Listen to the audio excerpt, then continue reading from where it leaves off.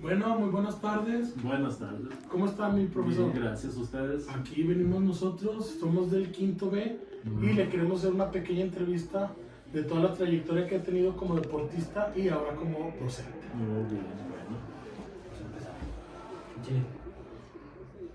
Bueno, empezamos preguntando si usted practicó algún deporte.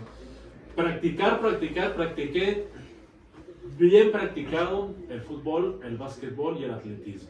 De ahí, de esos tres deportes, que eran los que más me gustaban, opté por cuestión de resultados, por cuestión de proyectar a nivel individual las capacidades, opté por el atletismo. Especializarme, pues, ya de lleno en atletismo. ¿Cuál fue su nivel más destacado en la disciplina de atletismo? El nivel más destacado, pues obviamente en varios años fui campeón nacional en pruebas de 400, 800 y 1500, y me proyecté a nivel internacional en 800 y 1500 metros planos. Esa proyección internacional fue desde el nivel centroamericano, panamericano y mundial. ¿En dónde ha trabajado académicamente? Académicamente, en tres escenarios. Trabajé en la Normal Ávila Camacho en la licenciatura en Educación Física aproximadamente 16 años.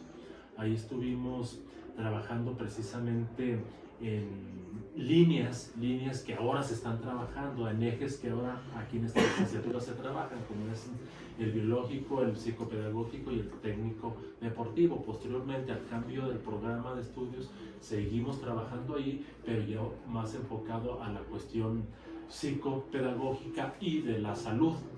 Ahí estuvimos esos 16 años, tomamos un leve descanso, pero pues esas ganas, ese gusto por estar dentro del ambiente académico, el ambiente de la docencia, me hizo aceptar otra invitación que tuvimos en la UNID.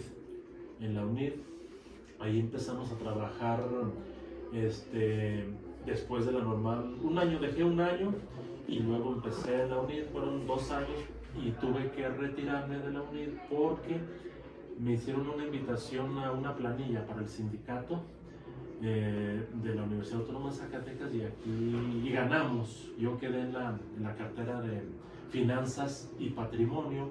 Es una cartera muy demandante porque tiene que ver con todo el movimiento operativo, desde nóminas, impuestos, lo que haga falta, todo lo que en cuestión de gasto, en cuestión de patrimonio en general, pues me tocaba a mí llevar la organización, la administración de lo mismo. Por lo tanto tuve que dejar la UNID para no dejar otras cosas que tenía como encomienda aquí dentro de la universidad. Aquí en la universidad ya llevo 33 años de manera ininterrumpida. Precisamente ese lapso de la UNID y de la Normal empezamos a trabajar esto tiene ya mucho tiempo antes, pero más de lleno a colaborar con el trabajo para la creación de esta licenciatura. Iba muy lento, pero se tenía un trabajo permanente y constante, sobre todo en los cursos de verano, cursos de invierno. Ahí era donde más trabajo se le canalizaba a este plan, y precisamente en el 2017, finales del 17, yo estaba en el sindicato, se empieza a trabajar en la aprobación de que se hiciera realidad el proyecto, y para el 2018, a principios del 2018, se aprueba para que se abriera ya en el mes de agosto de ese 2018, y estando en el sindicato pues también tuvimos que ahora sí combinar el trabajo del sindicato, el trabajo de la licenciatura, y seguir también con las otras encomiendas de CONDE, CONADEMS y el área de atletismo también. Bueno, ahora entrando en no como su tema como docente, sino ahora como entrenador, Si nos pudiera platicar de sus logros que ha obtenido ahora como entrenador de prácticamente atletismo, teniendo aquí un individuo. Bueno, los logros de atletismo fueron prácticamente hace varios años. Varios años cuando precisamente por no tener tantas cargas y más comisiones, le canalizamos más tiempo al entrenamiento. O sea, el entrenamiento era prácticamente todos los días y teníamos más espacio para el desarrollo de otras capacidades. Por ejemplo, ahorita nos hace falta un gimnasio que teníamos antes. Teníamos un espacio para trabajar el gimnasio, la fuerza.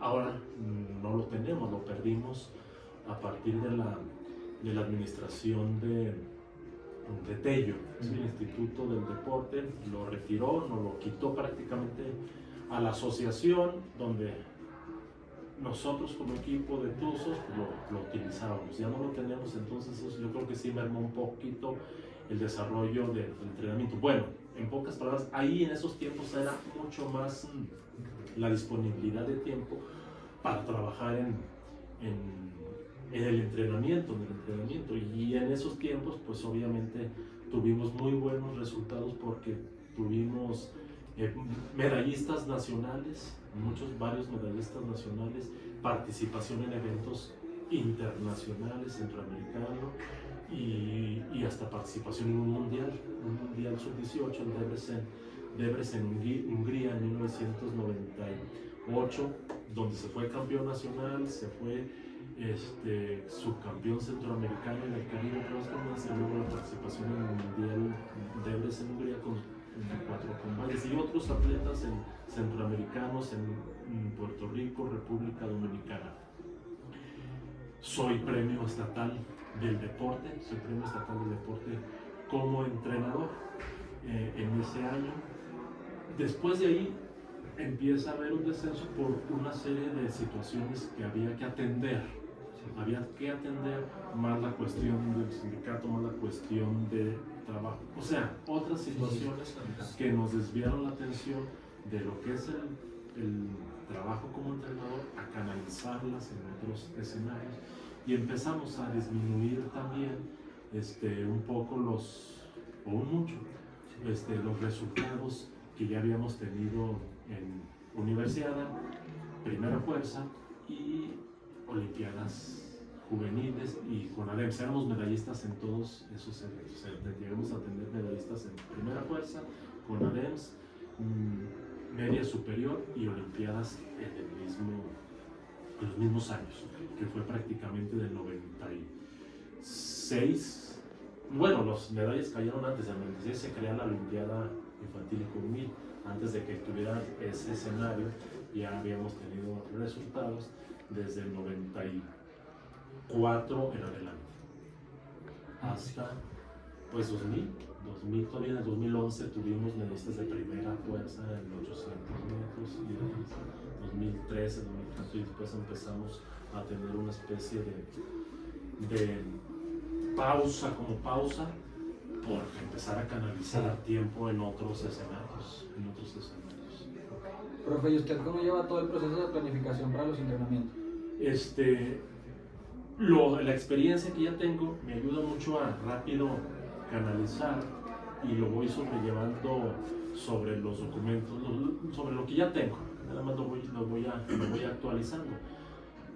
¿Sobre qué documentos? En 1996, 97, 98, por los resultados que teníamos, también trabajamos para la Comisión Nacional del Deporte, para la CONADE. Ahí teníamos que estar periódicamente entregando informes, entregando planes escritos, planes gráficos, reportes bimestrales, reportes de rendimiento, reportes de eficiencia de los deportistas, asistencia. Entonces todo eso sirve mucho como base para seguir sobre la dinámica de las planificaciones, sobre, digamos, ciertas documentos que uno hace, sus documentos de trabajo que uno le permiten planificar más fácil. A partir de la estancia en Cuba me ayudó mucho el hecho de estar allá y aprender precisamente ciertas tips, ciertas cositas de cómo planificar y cómo llevar el control de manera eficiente sin complicártela tanto. ¿Qué factor humano le da a sus clases, a sus entrenamientos, y qué importancia, cómo lo desarrolla? Ha cambiado mucho ese escenario, porque también han cambiado las cuestiones de la manera de ser y de pensar del joven. Ha cambiado mucho, y también cambia mucho el contexto. No es lo mismo el alumno de la normal, el alumno de la UNID, ahora el alumno de la Licufide. Realmente son diferentes, y no se diga del 97 hacia acá, estamos hablando de 27 años, cerca, 27 años. Entonces esa evolución, esos cambios que ha habido del joven, pues ha influido también mucho en la manera de tú también cómo actúas o interactúas con ellos dentro de un escenario, desde ser un poco o un mucho más exigente a ser un poco menos exigente, más flexible, más llevadera la situación, tratar de que, al final de cuentas, tratar de que el alumno también desarrolle un criterio de manera independiente, trabajo independiente, que al final de cuentas a un futuro le ayude. ¿Por qué? Porque sí, entiendo que la escuela tradicional ayuda mucho en la cuestión de ser rígida, de ser disciplinada, pero en estos tiempos ya no, es muy difícil que funcione bajo ese tipo de escenario. Entonces tienes que ir modificando y dejar un poco menos rígido, pues un poco más flexible, porque entiendes que al final de cuentas el joven aprende mucho fuera de la escuela. Los escenarios son muy diferentes hace 30 años, hace 27 años. No 30, hace 27 años. Ahora el joven tiene la capacidad de investigar mucho a través de la gran cantidad de fuentes de información a las que tiene acceso, a través del internet, a través de muchas plataformas, etcétera, lo que antes no tenía. Entonces, antes, al no tener esas opciones, tenías que irte más rígido a la cuestión del libro, de la biología, de la antología, y aquí caminar sobre esos, vamos a decirle, sobre esas fuentes. Ahora no, ahora se permite más el acceso a la información, y eso te da también la posibilidad de dejar un poquito más. En la cuestión de entrenamiento pasa lo mismo. Hasta ahora me dicen los que me conocen, es que has cambiado mucho. Antes nos traías, nos traías así. Ahora les das mucha chance, los das muy libre, pero es que también las condiciones han cambiado. No es que no se interese, es que también al cambiar ese contexto del que hablamos, también el joven tiene que asumir un papel en razón de un principio del entrenamiento, si hablamos de eso, principio de la actividad consciente y activa. Cuando el deportista, el estudiante, el ser humano desarrolla la conciencia, desarrolla la razón en función de su actuar, él camina solito, sabe lo que le hace bien, sabe lo que le hace mal, y ya sabe que si sus objetivos no coinciden con su actuar, es en su perjuicio.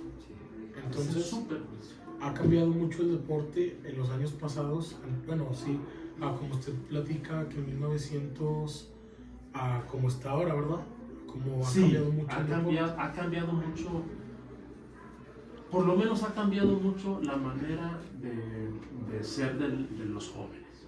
O sea, no creo que nadie pueda discutir eso. ¿Sí? El joven ha cambiado su forma de pensar, ha cambiado su forma de ser, ha cambiado incluso la forma de ver la autoridad. La figura de la autoridad, el joven la ve de una manera muy diferente a como la veía hace 20, 25 años. Ahora la relación se vuelve un poco más abierta, más directa, más, se puede decir, de mayor participación en los procesos. Y antes era un poco más de aceptar lo que te decían, y así por este camino, menos cuestionable,